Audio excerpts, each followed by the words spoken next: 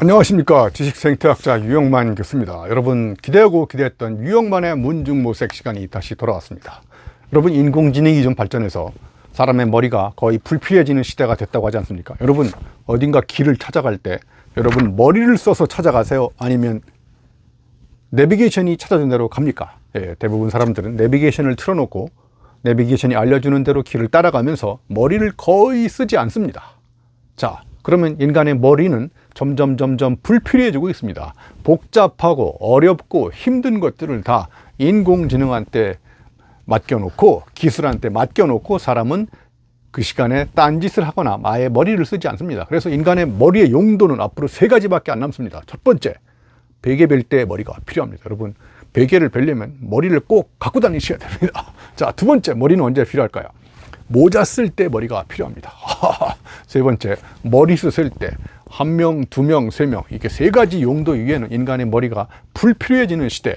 그래서 인공지능의 시대가 올수록 저는 더더욱 인간은 더 치열하게 고민하고 복잡한 문제 상황에 몸을 던져서 어제와 다른 방법으로 머리를 써야 용불용설에 의해서 쓰면 쓸수록 더 단련되고 개발되지만 안 쓰면 안 쓸수록 인간의 기능은 점점 퇴화됩니다. 그래서 기술이 발전할수록 인간이 갖고 있는 어떤 특정한 기능을 기술한테 맡기고 의존할수록 맡기고 의존한 기능은 점점 퇴화되기 때문에 기술이 문제를 일으켰을 때 그 문제를 해결할 수 있는 인간의 머리의 용도는 거의 치명적으로 복구가 불가능한 이런 위험한 시대가 오고 있는 것을 우리는 목격하고 있습니다. 자, 그래서 오늘은 여러분한테 던진 질문이 이렇습니다. 당신은 지금 지식으로 지시하고 있습니까? 지혜로 주희하고 있습니까? 오늘 그래서 지식과 지혜의 차이, 결국 인공지능은 인간이 만든 지식을 순식간에 공부합니다. 딥러닝을 통해서 수십 년 동안 쌓았던 지식을 인공지능은 하룻밤 사이에 공부를 합니다. 자, 인간이 갖고 있는 지식만 갖고 있어가지고는 경쟁력에서 치명적으로 약함을 보여주기 때문에 결국 인공지능만도 못한 인간지능으로 전락할 수 있습니다. 그래서 저는 이런 질문을 또 던져볼까요? 인공지능은 가능하지만 인공지성은 가능할까요? 저는 불가능하다고 생각합니다. 자, 그래서 이제 지식을 넘어서서 지능으로 우리가 살아가지 말고 지성으로, 그래서 지능과 지성, 지식과 지혜의 차이, 이런 것에 대해서 한번 생각해 볼까 합니다. 여러분, 자, 그러면 지식과 지혜는 어떤 차이가 있을까요? 여러분, 지식은 책상에서 열심히 공부해서 닦아놓은 머리의 산물이지만 지혜는 여러분, 인간의 몸으로 땀을 흘려서 터득한 몸의 산물, 즉 땀의 언어, 몸의 언어가 바로 저는 지혜라고 생각합니다. 자, 그래서 인공지능은 지식은 엄청나게 빠른 속도로 학습을 통해서 인간이 경쟁력을 따라잡고 있지만 인간이 만든 지혜는 아직 인공지능이 쉽게 흉내낼 수 없습니다. 저는 이렇게 생각하거든요. 자, 그러면 지식과 지혜는 어떤 차이가 있을까요? 자, 여러분, 이 차이를 설명드리기 위해서 사건과 사고의 차이점을 한번 설명드려 보겠습니다. 자, 사건은 내가 일으킨 것이고 사고는 내가 당한 것이죠. 자, 더 쉽게 구분하면 여러분이 기르는 반려견한테 물리면 사고 당한 거지만, 그죠? 내가 오늘 돌아가서 내가 기르는 개를 집에 가서 물어버리면 그건 사건이 되는 거죠. 즉, 사람이 개한테 물리면 사고 당한 거지만 사람이 개를 물면 사건인 거죠. 사건 속에는 사연이 숨어 있고 사연은 놀라운 사유를 길러내고, 사고 당하면 한자가 바뀝니다. 생각사자, 생각할 고찰할 고자, 사고. 그러니까 교통사고, 사고 당하고 생각지도 못한 사고를 당하면 인간의 사고가 혁명적으로 바뀝니다. 그래서 우리의 삶은 이렇게 사건, 사고의 합작품인 거죠. 결국 지혜는 뭐가 만드느냐? 이렇게 몸으로 사건을 일으켜보고 사고 당하면 몸에 남겨져 있는 어떤 깨달음의 흔적, 얼룩과 무늬가 몸을 관통하면서 남게 되는데, 그게 바로 저는 지혜라고 생각합니다. 그래서 인공지능은 지혜를 쉽게 개발할 수 없습니다. 사람만이 저는 개발할 수 있다고 생각하거든요. 자, 그래서 인공지능과 인간지성의 조금만 더 차이점은 뭘까요? 한번 더 몇 가지만 살펴보도록 하겠습니다. 자, 인공지능은요, 한 번 배우면 잊어먹지도 않고요. 더 중요한 거는 여러분, 잠을 안 잡니다. 그리고 인공지능은 노조를 결성하지 않습니다. 그래서 잘못하다가는 인공지능한테 인간이 당할 수 있다는 이런 경각심을 우리가 가져야 된다고 생각합니다. 자, 그리고 인공지능은요, 땀을 흘리지 않습니다. 여러분, 지혜는 제가 땀의 산물이라고 그러지 않았습니까? 그러니까 인공지능은 남의 데이터를 편집하고 가공해서 순식간에 사람들한테 갖다 줍니다. 자기가 노력하고 땀을 흘린 대가로 만든 지성의 대가, 지혜가 아니라 이미 수없이 많은 사람들이 편집, 가공해 놓은 데이터, 정보를 편집해서 기껏해야 지식으로 갖다 주는 것이죠. 그러니까 본인이 직접 체험적으로 깨달은 것들을 갖다 주는 지혜의 산물이 아니라 편집, 가공한 정보와 지식의 산물인 것이죠. 그러니까 인간한테 그런 어떤 감동을 줄 수 없습니다. 그러니까 저는 이렇게 생각해요. 인공지능은 감탄을 자아내게 하지만 감동을 줄 수 없다. 왜? 감동은 내가 직접 겪어본 걸 가지고 감성적으로 설득해서 사람들의 마음을 움직일 때 그게 감동받는 겁니다. 그런데 감탄은 봐보세요. 와, 어떻게 저렇게 대단한 그림을 그렸을까? 인공지능이 지금 음악도 작곡하고 그림도 그리고 기사도 쓰고 소설 이렇게 다 쓰지 않습니까? 감탄하지만 왠지 인간의 심금을 울리는 감동을 주지 못하는 이유는 본인이 땀을 흘려서 만든 어떤 체험적 권위의 작품이 아니기 때문에 저는 그렇다고 생각합니다. 자, 그리고 인공지능은요, 또 눈치를 보지 않습니다. 볼 수 없습니다. 사람이 갖고 있는 굉장히 중요한 능력, 눈치입니다. 네, 제가 지금 이렇게 유튜브를 찍으면서 여러분 청중들이 제 강의에 어떻게 반응할지 감을 잡습니다. 자, 그리고 또 제가 강의를 할 때 이런 메시지를 던졌을 때 청중의 반응을 보고 전체적인 분위기, 그때 몸으로 다가오는 느낌, 이런 종합적으로 판단한 다음에 다음 메시지를 구상합니다.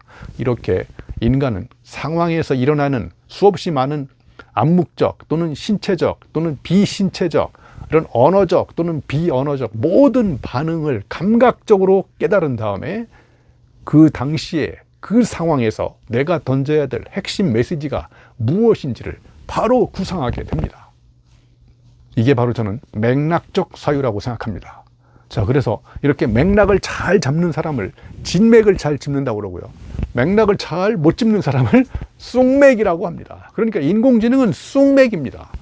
감각적으로 다가오는 상황적, 맥락적 정보를 파악해서 눈치를 본 다음에 내가 어떤 메시지를 던져야 될지를 구상하는 이런 능력은 인공지능은 절대는 아니지만 아무튼 지금까지는 제가 보기에 가질 수 없다고 생각합니다. 그래서 사람은 땀을 흘리고 땀을 흘린 정보를 가지고 지혜를 만들고 그리고 눈치를 보면서, 그죠?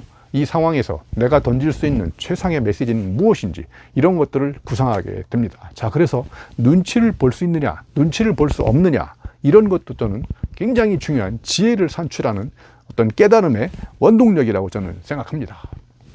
자, 인공지능은요, 또 자기가 무엇을 모르는지 모릅니다.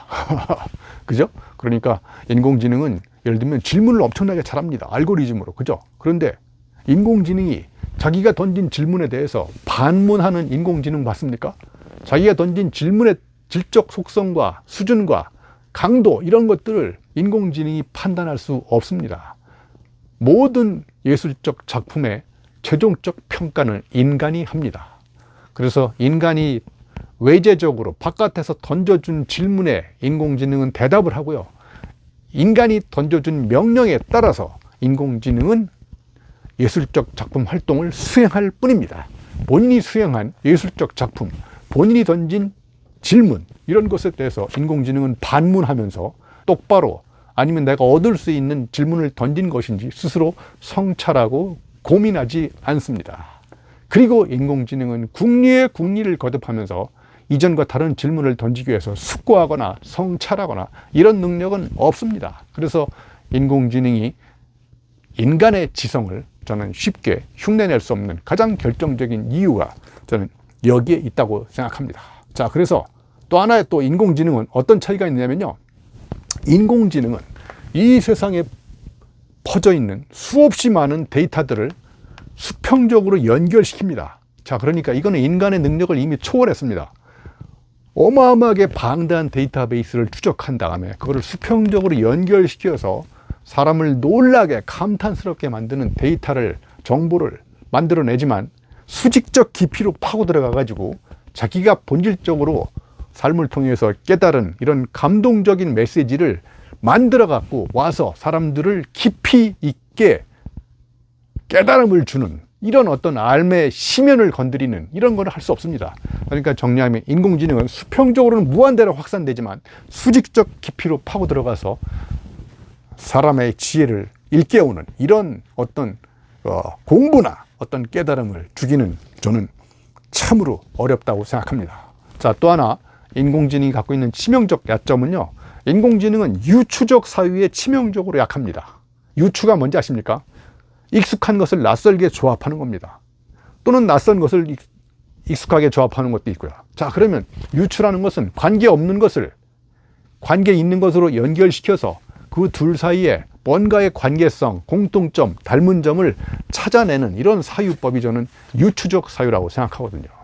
예를 들면 인공지능한테 왜 시어머니가 아프면 머리가 아프고 친정엄마가 아프면 가슴이 아프냐 이렇게 질문을 던져보세요. 머리 아픈 것과 가슴이 아픈 것의 차이는 무엇인가요? 왜 머리로 온 이해가 심장으로 내려가는 감동으로 연결되지 않고 심장으로 내려온 감동이 손발을 움직여서 행동하지 못하게 막는 것일까요? 뱃살과 비무장지대는 무슨 관계인가요? 우리 서울대학교 김영민 교수가 칼럼에서 던진 메시지잖아요. 뱃살은 상반신과 하반신에 걸쳐 있는 무책임한 비무장지대다. 이런 재미있는 유추. 그러니까 관계없는 것을 연결시켜서 이 세상에 그 누구도 처음으로 상상, 연상을 해내는 능력, 이것도 인공지능이 쉽게 인간을 따라잡을 수 없는 굉장히 소중한 능력이라고 생각합니다. 엉뚱한 것에 낯선 조합을 통해서 전대미문의 새로운 상상력을 발휘하는 이런 능력, 이것도 또 인공지능이 저는 쉽게 흉내낼 수 없는 인간의 고유한 능력이라고 생각합니다. 여러분, 그래서 우리가 챗GPT나 리튼이든 어떤 이 생성형 인공지능을 우리가 잘 활용해서 효율적으로 업무의 성과를 높일 수는 있지만 인공지능이 해낼 수 없는 인간의 고유한 능력을 더불어서 개발하지 않으면 우리는 인공지능한테 종속당해서 살 수밖에 없다는 것을 꼭 한번 생각해 보시기 바랍니다. 지금까지 주식생태학자 유형만 교수였습니다. 구독과 좋아요 꼭 눌러주시면 더욱 열심히 유튜브를 만들어 보도록 하겠습니다. 고맙습니다.